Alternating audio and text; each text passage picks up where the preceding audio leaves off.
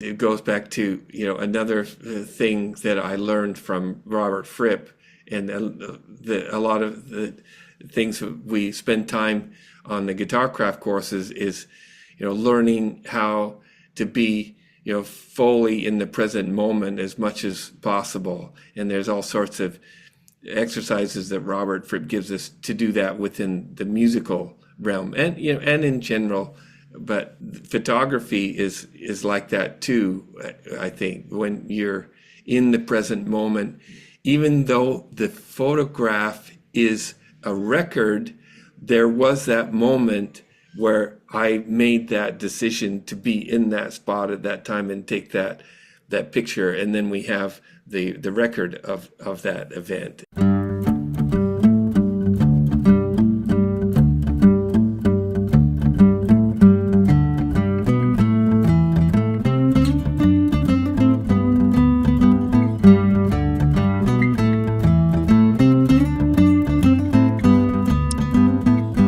Well, I'm here with Paul Richards of California Guitar Trio. He's about to embark on an East Coast tour, including Michigan and Kentucky.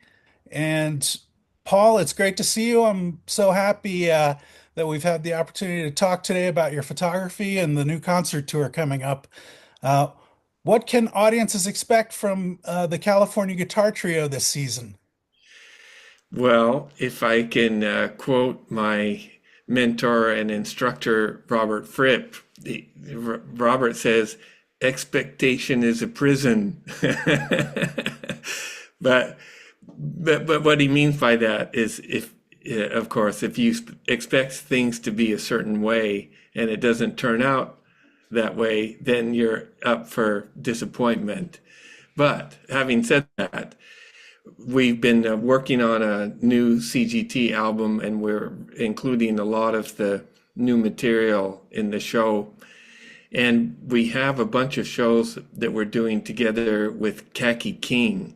And I'm a big fan of Kaki King's. I've been familiar with her for more than 20 years now. And so it's exciting to be able to do these shows together with her. She's an amazing guitar player and really innovative, and I think it's going to be a fun lineup with CGT and Kaki King. The first show is coming up this Thursday in Kingston, New York, and so we're going to get together then and see what we can work out as far as playing some music together. Now, you're also playing in Woodstock at the Bearsville Theater, right? Right. Yes, and that's actually Kingston is where we're staying, but I see. Woodstock is the actual concert. That's right.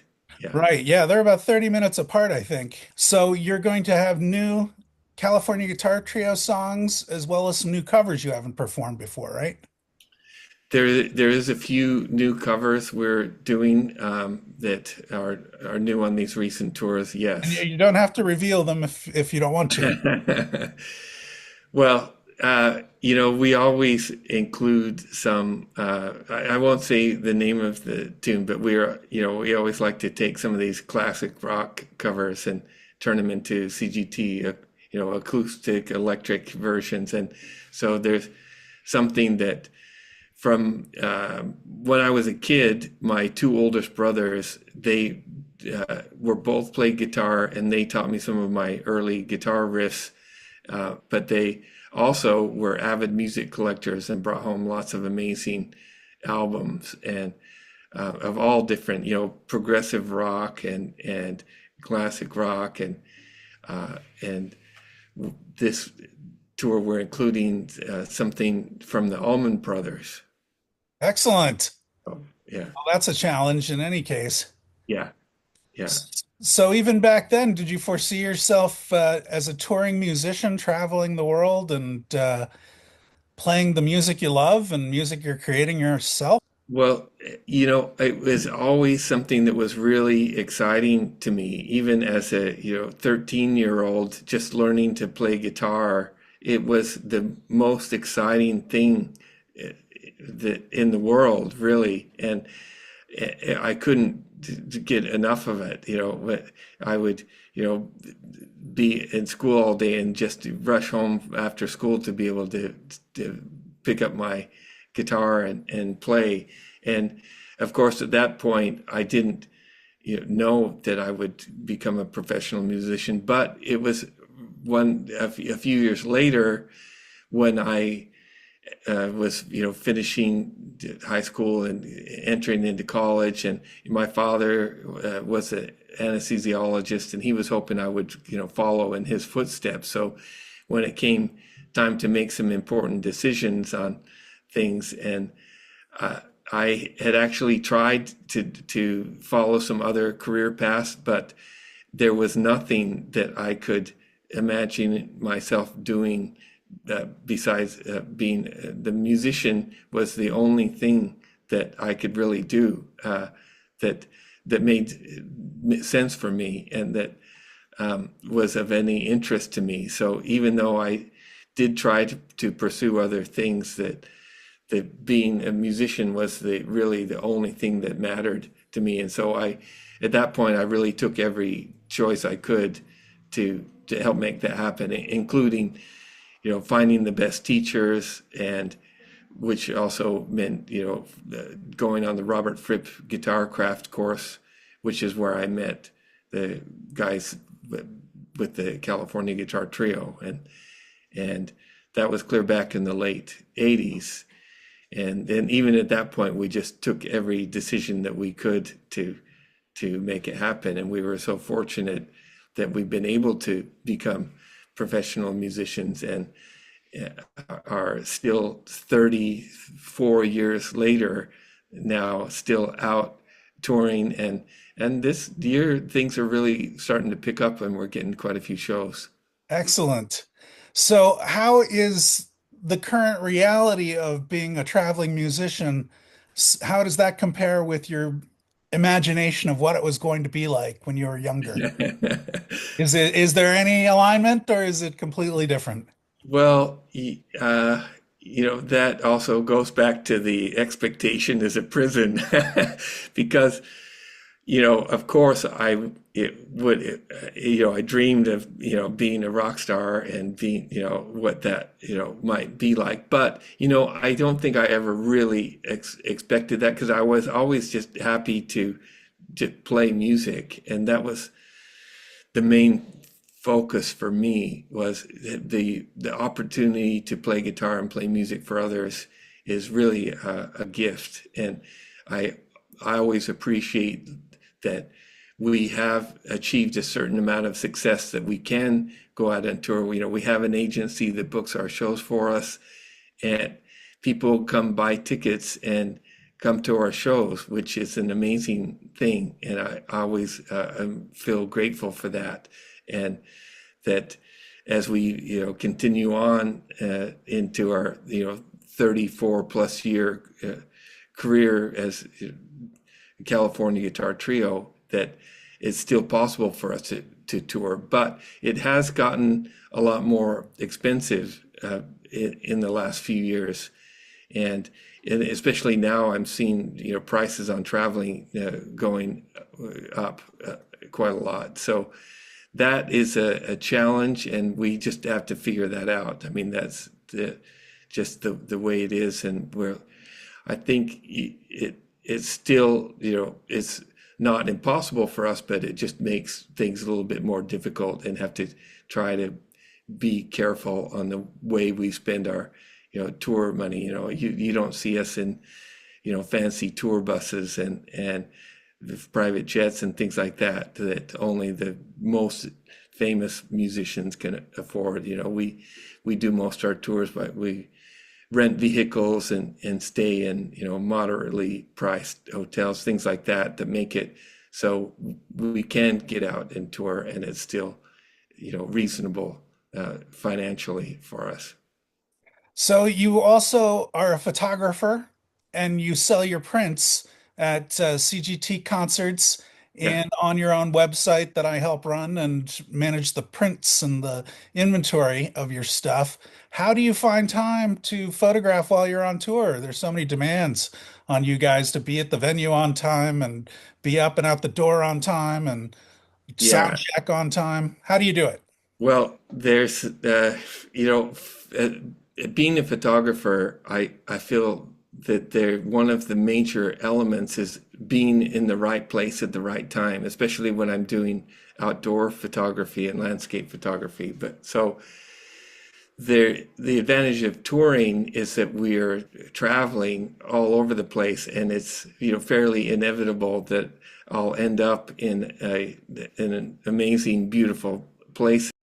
And if I'm lucky, sometimes it'll just land in my lap that I'm arrive in a place that is an amazing place just by en route. I mean, that's the, you know, I think you're going to talk about this coming up here, but this photo, this is the print that you're going to talk more about later. But this print, so this chimney rock is in the near the Four Corners area in Colorado, and we were traveling. We had done some shows down in New Mexico, and we're traveling up to Colorado area, and we just happened to pass this area while this storm. You can see the storm clouds forming. I was just in the right place at the right time by chance and saw this amazing, you know, beautiful landscape in front of me and was able to tell, you know, I think I may have even been driving. Anyway, I said, we got stop the car now and find a good spot to capture that photo. So that did ended up, you know, we just ended up in the right place at the right time. Sometimes when we're in a special place, I'll get up early in the morning to catch a sunrise, and a lot of my best photos are from sunrises in different locations, and that's when I'm making more of a effort to get out and find the right spot to, you know, capture the sunrise, and that can be a tricky thing. Sometimes I'll look up on, you know, Google Maps to find a spot where I can see that, you know, that it might be an area that would, you know, work well. Sometimes I see what other photographers may have done, and sometimes I can just do a little bit of driving around and searching to find just the right spot for the sunrise or sunset photos. Well, and I bet you have to be very judicious about when you say we got to pull the car over for a photograph, because that takes time and not everybody always wants to stop, right? Yeah, but they're usually okay if I'm really insistent about something. I mean, they're good guys, so they Of course. don't mind too much. Although I did remember back when Hideo was with us, I insisted on making a stop at the White Sands National Park in New Mexico, Oh yeah. and you know, it's an amazing place, but you know, it's really hot and windy and you know, sandy and dusty, and you know, we all got out of the car and I was all excited, you know, with my camera, you know, taking photos. But I I looked over to Hideo, who wasn't straying too far from the car, and he was like, "Why we stop in this hot sandy place?" Oh no. I So he remember going on wasn't hikes so. with you guys too, and it was always a challenge to get all of you to come out and do some stuff in Colorado, so I can Yeah, understand that. Oh, yeah, but yeah, that's a challenge, and I can see why you'd want to get up early and go for a walk, and then you can yeah, kind of be in your own headspace as you're making your yeah, photographs. And yeah. I've got to say, I've seen a lot of your pieces and printed a lot of your pieces, and this has got to be one of the most Ansel Adams like Yes, perfect, yeah, yeah. absolutely perfect And landscape that I've had the pleasure of printing. lends itself so well to the photogravure style of printing. I mean, you can really see the detail in the landscape and the clouds, and just this is a perfect print. And you've done an amazing job with Thank you. printing. And It's this nice heavyweight paper that makes a difference, compared to like a more flimsy piece of inkjet paper. Inkjet looks beautiful and amazing too, but there's something traditional and iconic about a real yeah, intaglio print made on an intaglio press under high pressure. And so beautiful. your Yeah, yeah, your it's work is incredible. really, really shining for this process and stands on its own too. We've got these photogravures uh, on sale. There's no limit to them. We didn't limit the edition, but we've also got these silver metallic prints on an inkjet media. Yeah. And the And effect is and really nice in bright that lighting. that print, I've been carrying some of those on the road with me, and that's been one of the most popular selling items at our shows. Has it?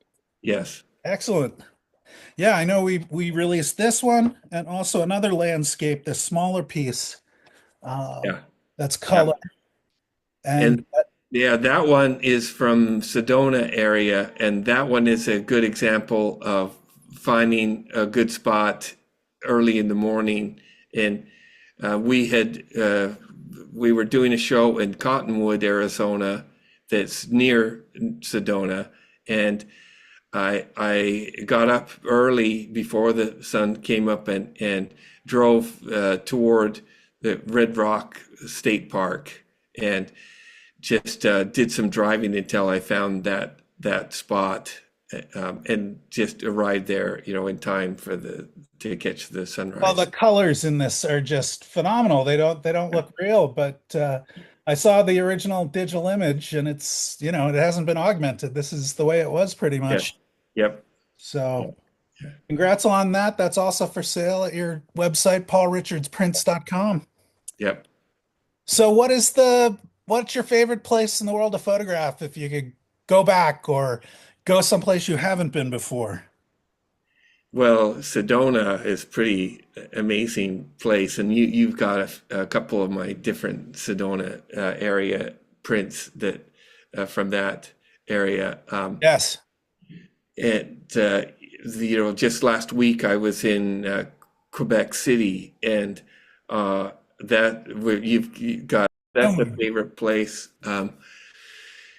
You know, uh, um, I think those are definitely two favorite. The southern Utah and North Colorado, that Four Corners area where the one print, the Chimney Rock print is. That whole area is really incredible, and New Mexico. Um, so I don't know. There's so many really good ones, and like I said, I think it's just really a matter of being in the right time at the right place and finding the right time and the right place. well, Sedona is iconic, and I've heard it's kind of an energy center. Uh, Yeah, I know a yeah. number of photographers that return to that place to try and continue to get like the essence of it.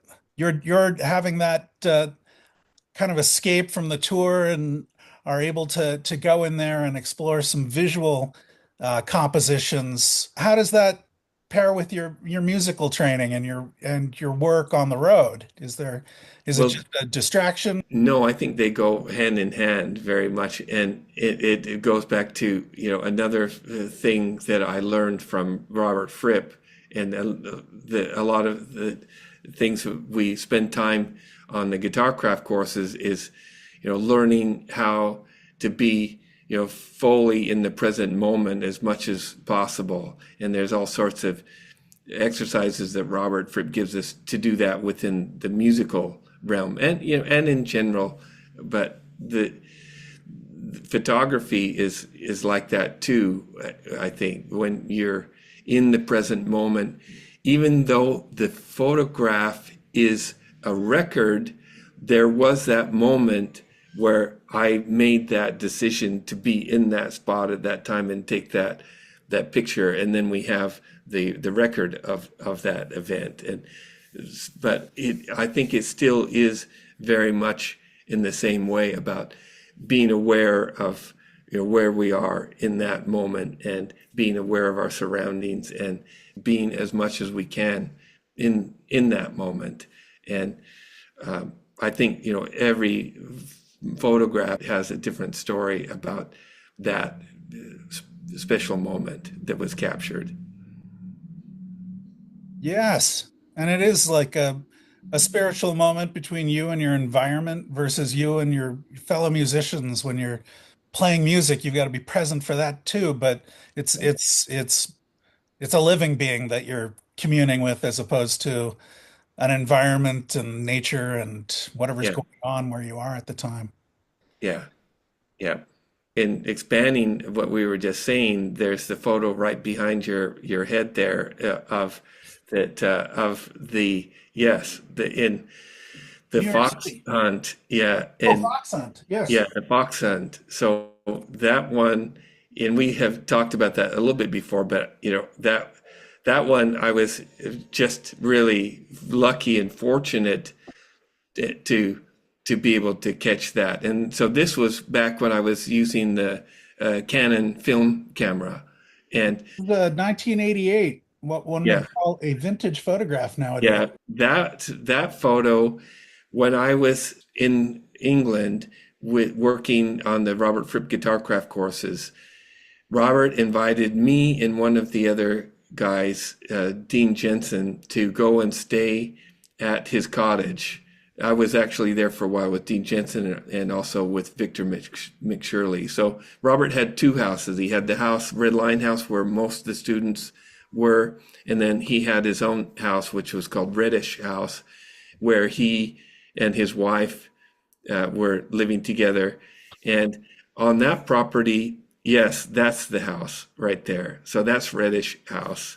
And at the Reddish House, just to the right of that, that's an old stone house. There, Robert has like I guess it used to be like a servant's cottage, and I was in that house for I don't know at least 3 months time.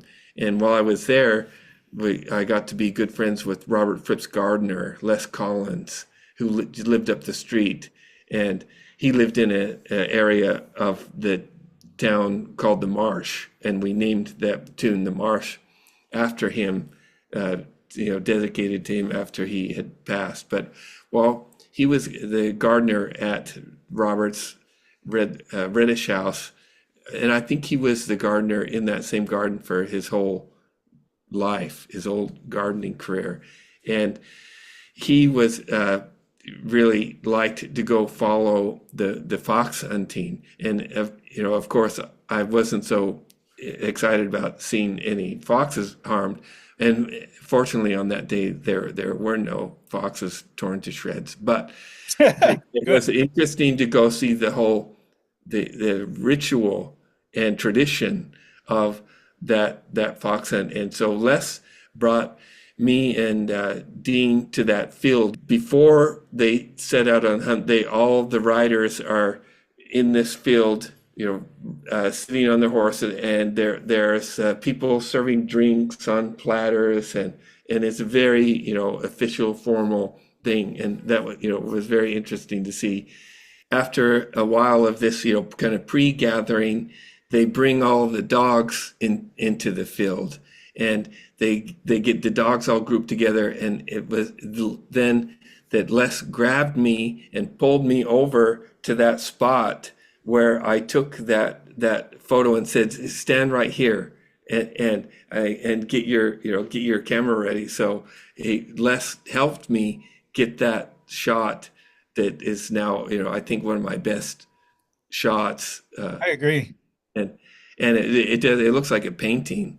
It truly does. It looks like a Norman Rockwell. And Yeah, what a gift of yeah, Les to like take you right to the spot where he knew things were yeah, going to yeah, happen because yes. he had been there before. And as a new He knew photographer, he knew what was gonna happen. Yeah, even as a seasoned photographer, you don't necessarily know where to be. So yeah, having a local there is probably a lesson to a lot of photographers. yeah. And you can see the difference in the film photography versus the digital images are, bright and crisp and very detailed, and that one just has an ambience to it, which is Yeah.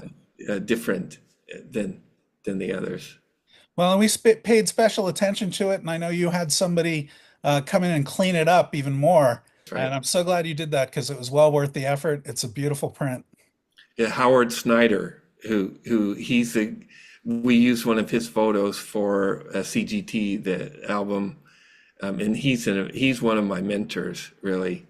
He and Tony Levin and Howard Snyder. There's a few. I've got a few friends that are excellent photographers that have really helped me a lot, and those guys are real pros. And anytime I can learn from them, uh, we used Howard's photo for our Como Ribi album.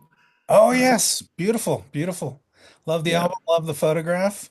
Thank yeah. you, Howard. And thank you, Tony. We, of course, sell Tony Levin's prints of Peter Gabriel and King Crimson.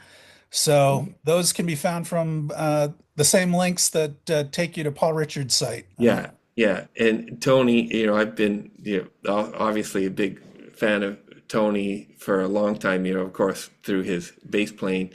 But then when he was releasing, I remember when he put out the Tony Levin photo book, and before I had even met him or knew him at all, and how cool I thought that, first photo book was, of all those, old photos he did way clear back in the 70s and 80s, and and then after meeting him and becoming friends with him, and we actually stayed at your house back in the 90s when we were doing some rehearsing and playing the shows at the Boulder Theater, That's right. and that was all. We had just met Tony pretty early on, and whenever I could, playing music with him, I learned, musically, but I always enjoy talking photography with him and get some tips on how he does his editing and things like that.